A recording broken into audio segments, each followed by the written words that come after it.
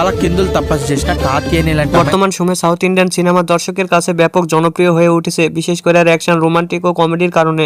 আজকে আমরা জানতে চলেছি লিটল হার্টস সিনেমার কিছু অজানা তথ্য। এই সিনেমার বাজেট কত, রিলিজ হয়েছে কবে, পরিচালককে, সঙ্গীত পরিচালককে, এমনকি হিট হয়েছে নাকি ফ্লপ হয়েছে, সবই জানাবো আজকের এই ভিডিওতে। সুতরাং ভিডিওটি অবশ্যই শেষ পর্যন্ত দেখুন।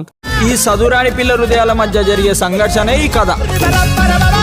প্রথমে আসি পরিচালকের কাছে। এটি পরিচালনা করেছেন সাই মারাথান এবং মিউজিকে আছেন সিনজিৎ। প্রযোজনা করেছেন আদিত্য হাসান। অভিনয় করেছেন মৌলি, তনুষ, প্রশান্ত, শিবানী, নাগরাম সহ আরও অনেকে।